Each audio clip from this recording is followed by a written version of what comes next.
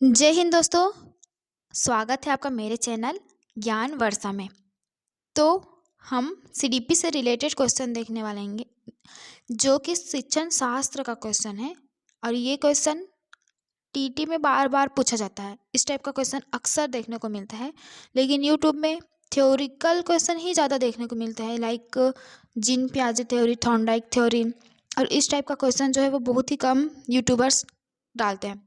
तो ये सब थोड़ा यूनिक क्वेश्चन है जो कि एक शिक्षक की जिम्मेदारी पर डिपेंड है।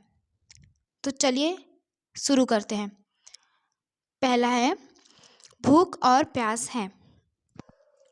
भूख और प्यास है व्यक्तिगत प्रेरक, जन्मजात प्रेरक, सामाजिक प्रेरक या अर्जित प्रेरक। तो भूख और प्यास जन्मजात प्रेरक है।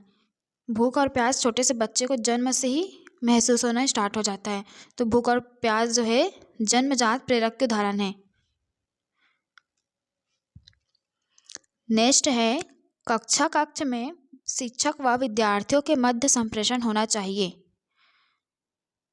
तो इसका सही उत्तर जाएगा ऑप्शन नंबर डी के साथ, क्योंकि कक्ष में शिक्षक और विद्यार्थियों के मध्य संप्रेषण उद्देश्य केंद्रित होना चाहिए, जिससे कि पढ़ाई की जा रही विषय वस्तु का अधिक स्पष्टीकरण हो सके। यदि कोई बच्चा विद्यालय हमेशा देर से पहुंचता है तो आप क्या करेंगे? उसे डांटेंगे ताकि वह गलती दोबारा न दोहराए, प्रधानाचार्य को बताएंगे, उसके माता पिता से संपर्क करेंगे, बच्चों से बातचीत करके कारण जानने का प्रयत्न करेंगे। तो इस टाइप का क्वेश्चन अगर आता है तो अपना दिमाग नहीं लगाना है। सभी टीचर का बिहेवियर अलग अलग होता है। कोई टीचर डांटेंगे, कोई टीचर प्रधानाचार्य को बताएंगे, कोई सीधा डायरेक्ट उसके माता पिता से बात करेंगे, और गिने चुने ही टीचर होंगे जो बच्चों के बात करके उसके कारण जानने का प्रयत्न करेंगे। तो इसमें हम ज़्यादातर पॉजिटिव क्वेश्चन देखेंगे जो बच्चों की दृष्टि से पॉजिटिव हो। अब हम डांटेंगे तो ज़्यादातर टीचर डांटेंगे ही, क्यों लेट पहुँचे, और सज़ा भी देंगे, उठा बैठा करवाएंगे। लेकिन हमें एग्ज़ाम में सही राइट हमेशा पॉजिटिव डालना है। तो इन सब में सबसे ज़्यादा पॉजिटिव है बच्चों से बातचीत करके कारण जानने का प्रयत्न करेंगे, और केवल कारण ही नहीं जानेंगे, उसका समाधान भी करेंगे। तो option number D is right answer. परीक्षा में विद्यार्थियों से किस प्रकार के प्रश्न पूछने चाहिए? स्मृति व समाज आधारित, वस्तुनिष्ठ एवं विषयगत, समझ एवं अनुप्रयोग आधारित, केवल वस्तुनिष्ठ। तो इसका उत्तर आएगा सी। समझ और ज्ञान पर आधारित प्रश्न बालक के मानसिक स्तर का पता लगाने में सहायक होता है। अगला है यदि कक्षा में पढ़ाते समय आपको महसूस होता है कि अचानक सभी बच्चे पढ़ने में रुचि नहीं ले रहे हैं, तो आप क्या करेंगे? कोई ध्यान नहीं देंगे और पढ़ाना जारी रखेंगे तो नेगेटिव आएगा, है ना। और पढ़ना बंद कर देंगे, बच्चों को ध्यान देने को कहेंगे, हाँ ये हो सकता है। और अगला है कारण जानने की कोशिश करेंगे। तो कारण जानना की कोशिश करना ज़रूरी है, ताकि नेक्स्ट टाइम भी अगर बच्चे इस टाइप का हरकत करे तो उसका कारण पता है तो उसका हम सॉल्यूशन कर सके। तो इसका राइट आंसर जाएगा ऑप्शन नंबर डी। शिक्षण अधिगम प्रक्रिया के अंतर्गत यदि छात्र पढ़ने में रुचि लेना बंद कर दे तो निश्चित यह एक बड़ी समस्या है। अतः ऐसी स्थिति में एक शिक्षक को चाहिए कि वह इस समस्या का कारण जानने की कोशिश करे तथा समाधान भी करे।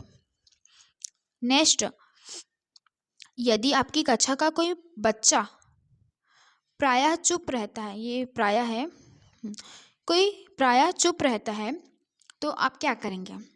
उनकी ओर ध्यान नहीं देंगे, ध्यान तो देना पड़ेगा।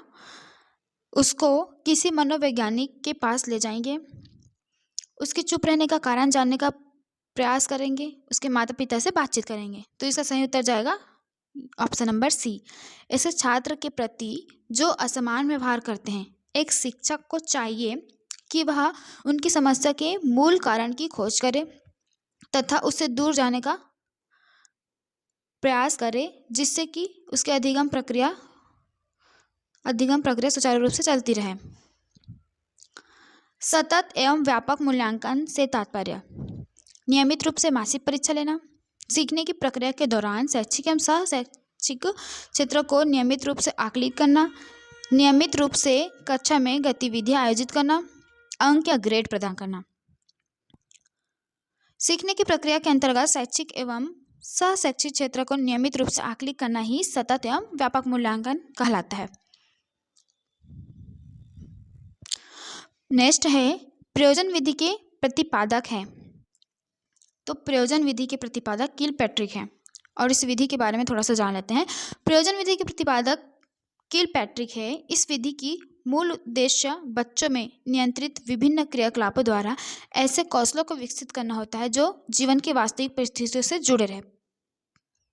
प्रैक्टिकली देखना किसी चीज को जो जीवन में आगे काम आ सके।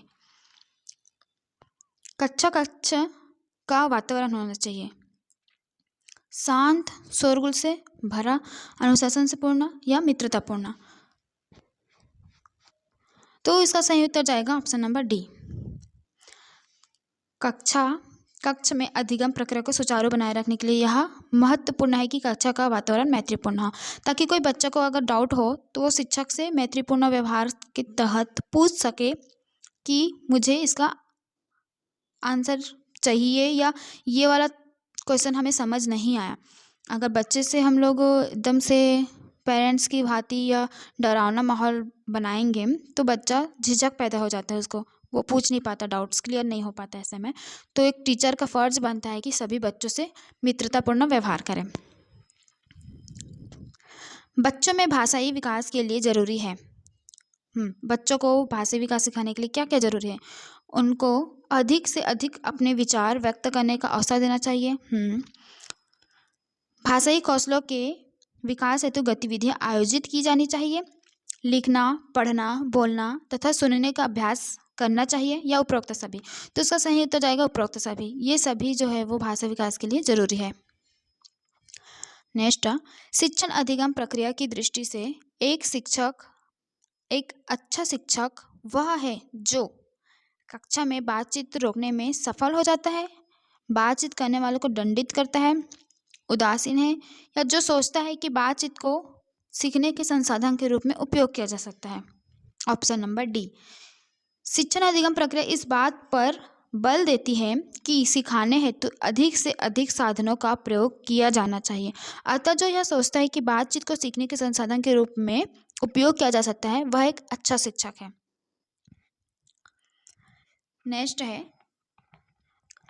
शिक्षा का अधिनियम 2009 में 6 वर्ष से 14 वर्ष आयु के विद्यालय कभी न गए अथवा विद्यालय शिक्षा अधूरा छोड़ने वालों बच्चों को शिक्षा के मुख्य धारा से जोड़ने हेतु विशेष पाठ्यक्रम लागू करने पर जोर दिया है, विशेष प्रशिक्षण लागू करने पर जोर दिया है, अलग से विद्यालय खोलने की बात कही है या अलग से शिक्षण नियुक्त करने की बात की गई है। तो पाठ्यक्रम चेंज नहीं किया जा सकता बार बार, तो ये नहीं आएगा इसका आंसर।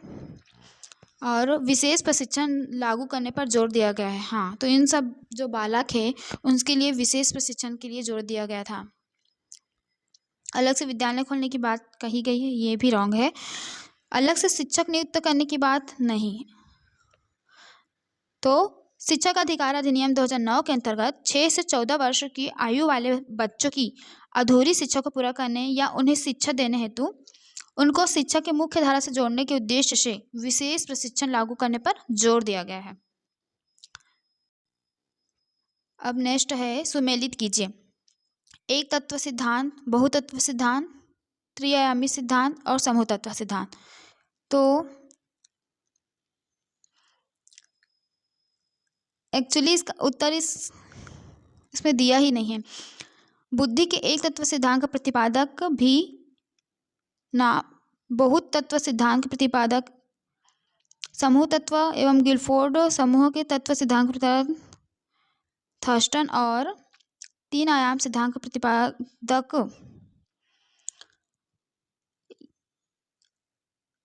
इसमें से कोई भी विकल्प सही नहीं है।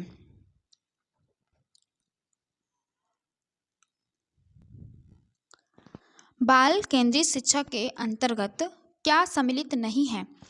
गृह कार्य प्रदान करना, बालक को प्रश्न पूछने के लिए प्रेरित करना, बालक के अनुभव को प्राथमिकता प्रदान करना, बालक की सृजनात्मकता को बढ़ावा देना। तो बाल केंद्रित शिक्षा जो है वो बालक तक ही सिमट के रह गया है। बालक राजा होता है एक हिसाब से शिक्षा में, तो उसमें ये गृह कार्य प्रदान करना ये उसके अंतर्गत नहीं आता है। ये शुरू से चल रहा है, ये गृह कार्य। बाल केंद्रित शिक्षा लागू नहीं हुआ तो उससे पहले ही ये गृह कार्य प्रदान करना चल रहा है। लेकिन बाल केंद्रित शिक्षा के अंतर्गत क्या क्या आता है?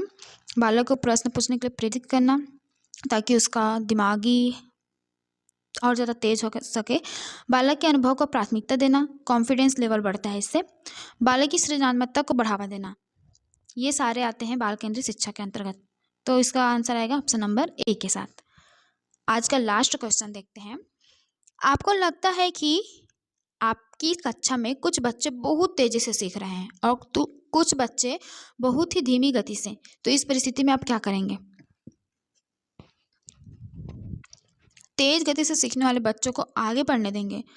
अगर उन लोग को आगे बढ़ने देंगे तो बाकी बच्चों का क्या होगा? धीमी गति से सीखने वाले बच्चों पर कोई ध्यान नहीं देंगे, इस बात पर कोई ध्यान नहीं देंगे या इग्नोर करेंगे इस बात को। या तेज गति से सीखने वाले बच्चों की सहायता धीमी गति से सीखने वाले बच्चों हेतु लेंगे, ये वाला राइट आंसर आएगा। ऐसी स्थिति में बेहतर यही होगा कि तेज गति से सीखने वाले बच्चों की सहायता धीमी गति से सीखने वाले बच्चों के लिए ली जाए। आज का क्लास यहीं ख़त्म हुआ, और वीडियो अच्छी लगे तो लाइक करना, चैनल को सब्सक्राइब करना। Thanks for watching friends.